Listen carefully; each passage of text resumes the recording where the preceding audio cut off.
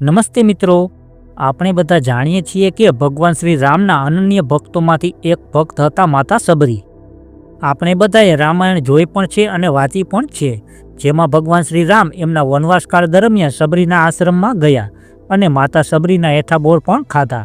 અહીંયા સુધીની કથા બધાને ખબર છે, પરંતુ શું તમે જાણો છો કે માતા સબરીનો આ આશ્રમ ભારતમાં ક્યાં આવેલો છે અને ક્યાં હતો મતંગ ઋષિનો આશ્રમ અને ક્યાં હતો માતા સબરીનો આશ્રમ? તો ચાલો આજે માતા સબરીનો આશ્રમ જોઈએ અને જોઈએ કેવી છે આ પાવન જગ્યા, જ્યાં માતા સબરી જેવા ભક્ત હતા, જેથી ભગવાન શ્રી રામને ખુદ આ જગ્યા પર આવવું પડ્યું। કર્ણાટક રાજ્યના રામદુર્ગ શહેરથી લગભગ 20 કિલોમીટર દૂર સબરી કોલ્લા નામના સ્થળ પર ભક્ત સબરીની ઝૂંપડી હતી, અથવા કહીએ કે આશ્રમ હતો। આ જગ્યા પર માતા સબરીએ પૂરી ઉંમર સુધી ભગવાન શ્રી રામની રાહ જોઈ।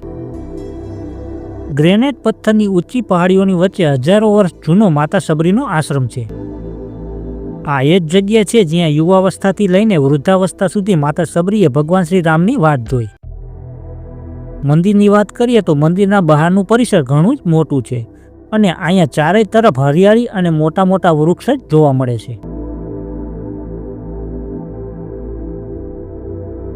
આગળ જઈએ તો લગભગ 100 વર્ષથી પણ વધુ જૂનું ભગવાન શ્રી રામનું મંદિર છે। આ મંદિરનું નિર્માણ અહીંના એક સંત રામચરણ દાસજીએ આજથી લગભગ 100 વર્ષ પહેલાં કરાવ્યું હતું, જેની મૂર્તિ આજે પણ અહીં સ્થાપિત છે। કહેવાય છે કે રામચરણ દાસજીએ લગભગ 21 વર્ષ સુધી આ વટવૃક્ષની નીચે એક પગે ઊભા રહીને તપસ્યા કરી હતી। આ મંદિરમાં શ્રી રામ, લક્ષ્મણ, હનુમાનજીની સાથે માતા સબરીની મૂર્તિ પણ સ્થાપિત છે।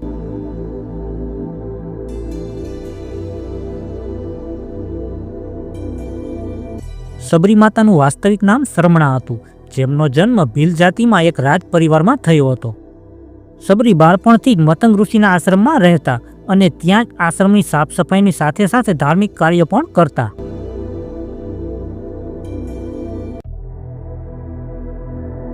આ છે મંદિરનું ગર્ભગૃહ, જેમાં લગભગ 3 ફૂટની માતા સબરીની મૂર્તિ સ્થાપિત છે।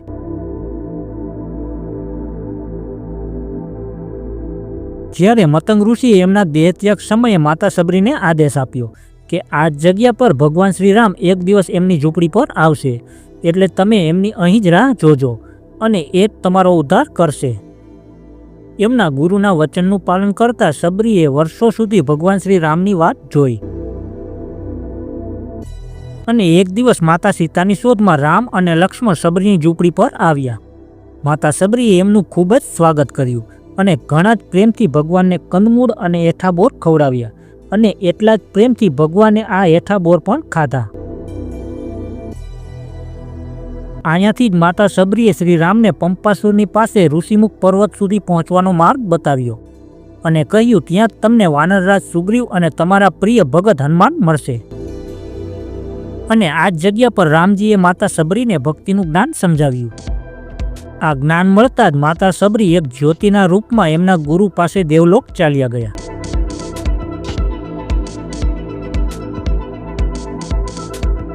મુખ્ય મંદિરના પાછળ એક પ્રાચીન શિવ મંદિર છે।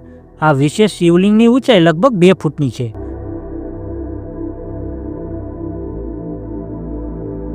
આ મંદિર પ્રત્યે સ્થાનીય લોકોની માન્યતા ઘણી જ વધારે છે। આ સબરી મંદિરમાં વર્ષના 12 મહિના ઘણા જ નાના મોટા ઉત્સવો ચાલતા જ રહે છે।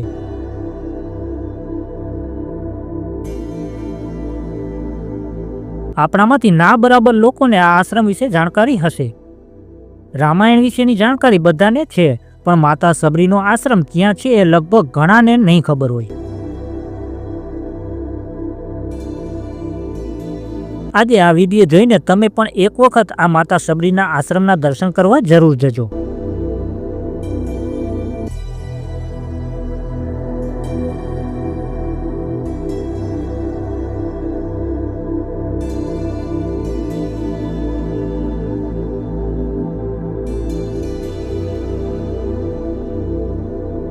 તો મિત્રો, આ વિડીયોમાં બસ આટલું જ।